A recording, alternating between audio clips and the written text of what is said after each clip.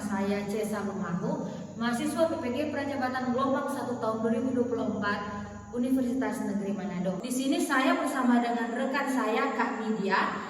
Kami akan mereview mengenai gallery wall yang di dalamnya ada modul ajar yang telah saya susun. Oke Kak Cesa, coba Kak Cesa jelaskan mengenai gallery wall yang Kak Cesa susun.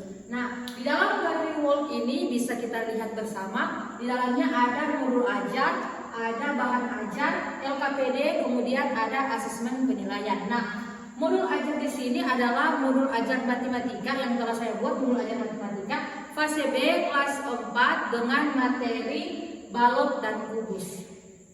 Nah, oke Kak Cesa, jadi apakah modul ajar yang Kak Cesa susun ini sudah sesuai dengan modul ajar Merdeka Belajar atau masih menggunakan kurikulum 2013? Ya, modul ajar yang telah saya buat ini adalah modul ajar kurikulum Merdeka yang bisa kita lihat secara bersama-sama.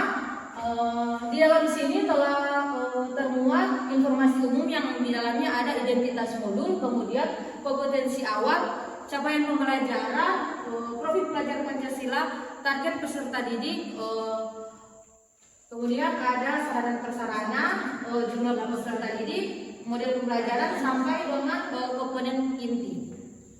Oke Kak Cesa, jadi modul ajar yang Kak Cesa buat ini sudah sesuai dengan kurikulum Merdeka Belajar. Nah, yang saya ingin tanyakan untuk kompetensi awal, apa sih yang Kak Cesa muat dalam modul ajar ini untuk kompetensi awalnya?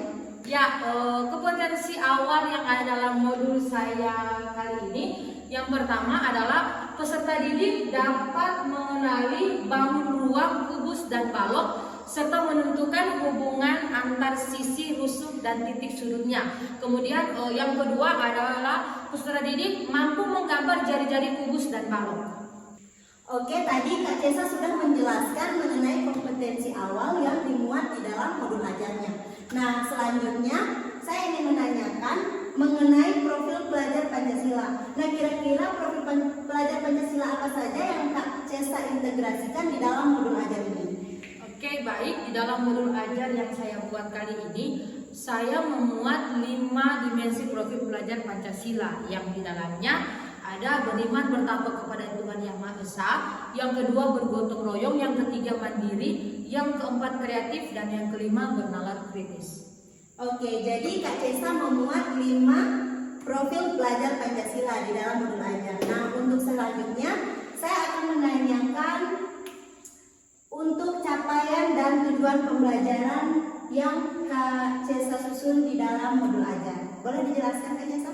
Oke, untuk capaian pembelajaran dari modul ajar saya kali ini yaitu peserta didik dapat melakukan operasi hitung pengurangan menggunakan benda-benda yang konkret yang banyaknya sebanyak 20. Kemudian tujuan pembelajaran itu yang pertama, membantu peserta didik memahami bangun ruang 3 dimensi melalui kegiatan seperti observasi dan komposisi gambar. Kemudian yang kedua, peserta didik dapat mengamati bangun ruang kubus dan balok. Yang ketiga, peserta didik memahami hubungan paralel dan vertikal, garis luas dan bidang dalam hubungannya dengan balok. Kemudian yang keempat, peserta didik mampu mengenali bangun ruang kubus dan balok serta menggunakan hubungan antar sisi, rusuk, dan titik sudutnya. Kemudian yang terakhir dari tujuan pembelajaran saya yaitu peserta didik mampu menggambar jari-jari kubus dan balok. Oke teman-teman, jadi tujuan pembelajaran yang diterapkan oleh Kak Cesa sudah sesuai dengan capaian pembelajarannya. Oke Kak Cesa, yang ingin saya tanyakan, apa sih model pembelajaran dan pendekatan yang Kakak terapkan di modul pembelajaran ini? Oke, untuk model pembelajaran dan pendekatan yang telah saya terapkan, untuk model pembelajarannya saya menggunakan model pembelajaran PBL atau Problem Based Learning. Kemudian untuk pendekatannya saya menggunakan pendekatan TARL atau Teaching at the Right Level. Oke, jadi Kak Cesa menggunakan model pembelajaran PBL dengan pendekatan TARL. Oke Kak Cesa, boleh Kak Cesa jelaskan bagaimana sih model pembelajaran PBL yang Kak Cesa terapkan di modul ajarnya? Oke, untuk model pembelajaran PBL atau problem based learning di sini memiliki 5 sintaks atau 5 tahapan dalam pembelajaran. Nah, untuk sintaks yang pertama itu ada orientasi peserta didik pada masalah. Nah, jadi di sini sebelum memulai pembelajaran, guru itu menyiapkan beberapa pertanyaan pemantik kepada peserta didik untuk supaya bisa menggali informasi-informasi dari peserta didik tentang materi pembelajaran yang akan dijalankan pada saat pembelajaran. Nah, selain itu juga guru ini menyediakan satu materi pembelajaran di dalam PowerPoint untuk peserta didik. Jadi dari materi pembelajaran itu peserta didik dapat menyimak materi yang akan disampaikan oleh guru. Nah, selain itu juga peserta didik dapat menganalisis informasi yang ada pada video pembelajaran dan juga slide PowerPoint yang telah diberikan oleh guru. Nah, jadi pada sintaks yang pertama itu selain ada media pembelajaran dalam PowerPoint, di situ juga disediakan video pembelajaran oleh guru kepada peserta didik. Nah, kemudian peserta didik dan guru melakukan tanya jawab lisan terkait video pembelajaran dan juga slide pada PowerPoint yang telah ditayangkan sebelumnya. Nah, dari video pembelajaran dan juga PowerPoint, maka akan ditanyakan kepada peserta didik itu informasi apa saja yang telah didapatkan oleh peserta didik dari video pembelajaran dan juga slide PowerPoint.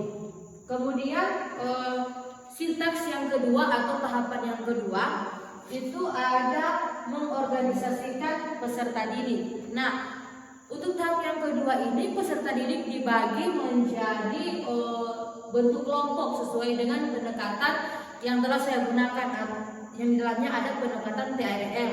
Jadi di sini peserta didik dibentuk kelompok sesuai dengan tingkat kemampuan yang ada dalam peserta didik. Jadi saya membentuk peserta didik itu dalam bentuk kelompok, kemudian dengan tingkat kemampuan yang berbeda-beda, mulai dari tingkat kemampuan rendah, sedang, sampai dengan tingkat kemampuan tinggi. Kemudian peserta didik mencermati LKPD yang dibagikan guru dan memperhatikan penjelasan dari guru tentang bagaimana mengerjakan LKPD tersebut. Lanjut pada sintaks yang ketiga, yaitu membimbing penyelidikan individu ataupun kelompok. Nah, pada tahapan yang ketiga ini, guru membagikan LKPD kepada masing-masing kelompok. Jadi kan sebelumnya telah dibentuk kelompok, kemudian guru juga menyediakan LKPD kepada peserta didik, dan LKPD ini dikerjakan dalam bentuk kelompok. Kemudian peserta didik menjawab pertanyaan pada LKPD dengan bantuan media papan yang telah disediakan oleh guru. Kemudian peserta didik menulis penyelesaian permasalahan dengan menggunakan penjelasan yang telah diberikan oleh guru. Nah, karena dalam pembelajaran ini kan dibentukkan kelompok, jadi dalam satu kelas itu pasti setiap peserta didik memiliki setiap kemampuan yang berbeda-beda. Kemudian juga ada kelompok yang memang betul-betul mengerjakan LKPD, ada kelompok yang hanya bermain-bermain. Nah, di dalam tahapan yang ketiga ini saya mengisi sedikit ice breaking dalam tahapan yang ketiga ini agar supaya peserta didik itu fokusnya akan terarah lagi dalam pembelajaran yang telah disiapkan. Kemudian untuk sintaks yang keempat yaitu mengembangkan dan menyediakan hasil. Nah, peserta didik dapat menuliskan hasil analisis pada LKPD. Kemudian peserta didik menyiapkan hasil mereka. Untuk tahapan yang keempat ini peserta didik itu yang telah dibentuk kelompok itu akan menyajikan hasil yang telah mereka lakukan dalam LKPD tersebut. Nah, jadi masing-masing kelompok itu diharapkan untuk maju ke depan secara bergantian untuk menyajikan hasil dari diskusi mereka. Kemudian sintaks yang kelima atau tahap kelima, tahap terakhir di dalam model pembelajaran PPR itu adalah menganalisis dan mengevaluasi proses pemecahan masalah. Di sini setiap peserta didik saling menyimak, memberi tanggapan terhadap kelompok lain. Jadi setiap kelompok itu diharapkan dapat saling menyimak, kemudian saling memberikan tanggapan dari kelompok yang lain. Contohnya, mungkin ada satu kelompok yang maju ke depan menyajikan hasil diskusi, kemudian kelompok-kelompok yang lain itu saling memberikan tanggapan, pertanyaan atau masukan kepada kelompok yang akan presentasi di depan. Kemudian selain itu juga pada tahap yang terakhir itu guru diharapkan untuk memberikan apresiasi kepada semua peserta didik agar supaya bisa membuat peserta didik lebih semangat lagi dalam proses pembelajaran. Nah, kira-kira apa sih pendekatan TARL itu, Kak? Ya, untuk pendekatan TARL itu adalah guru di dalam kelas mampu mengelompokkan para peserta didiknya sesuai dengan tingkatan kemampuan dari peserta didiknya. Oke Kak Kesa, jadi pendekatan TARL itu di mana pendekatan yang digunakan guru untuk mengelompokkan peserta didik sesuai dengan tingkat kemampuannya. Nah, kira-kira bagaimana penerapan yang Kak Kesa lakukan di kelas untuk mengelompokkan peserta didik sesuai dengan tingkat kemampuannya? Oke, di sini saya membuat LKPD untuk melakukan pendekatan TARL yang telah saya gunakan. Di mana di dalam LKPD ini saya membagikan peserta didik dalam satu kelas itu menjadi 3 kelompok sesuai dengan 3 tingkatan yang ada dalam diri mereka. Yang pertama, kelompok yang pertama itu adalah kelompok peserta didik dengan tingkatan rendah. Kemudian kelompok yang kedua adalah peserta didik dengan tingkat kemampuan sedang. Kemudian yang ketiga peserta didik dengan tingkat kemampuan tinggi. Nah, ketiga tingkat kemampuan ini adalah 3 kemampuan yang ada dalam peserta didik di kelas 4 di sekolah tempat saya PPL. Oh, jadi seperti itu ya Kak Cesa, pendekatan TRL. Jadi Kak Cesa membagi peserta didik menjadi 3 kelompok. Itu ada tingkat kemampuannya. Yang pertama ada tingkat kemampuan rendah, kemudian sedang dan tinggi. Oke, jadi selanjutnya saya akan bertanya mengenai asesmen penilaian. Nah, kira-kira asesmen penilaian ini apa saja sih yang Kak Cesa gunakan dalam modul ajar ini? Oke, di dalam asesmen penilaian ini saya menggunakan 3 asesmen penilaian. Yang pertama ada asesmen diagnostik, yang kedua ada asesmen formatif, yang ketiga ada asesmen sumatif. Nah, untuk asesmen diagnostik ini saya ambil itu sebelum saya membuat modul ajar ini. Jadi sebelum saya membuat modul ajar ini saya melakukan asesmen diagnostik kepada peserta didik yang ada di kelas 4, sehingga saya dapat mengetahui tingkat-tingkat kemampuan yang ada di dalam kelas dari peserta didik itu. Kemudian untuk asesmen formatif ini, yang pertama ada penilaian sikap, kemudian yang kedua ada penilaian pengetahuan, dan yang ketiga ada penilaian keterampilan. Dan yang terakhir ada asesmen sumatif. Di dalam asesmen sumatif ini saya membuat beberapa butir soal yang akan saya berikan kepada peserta didik.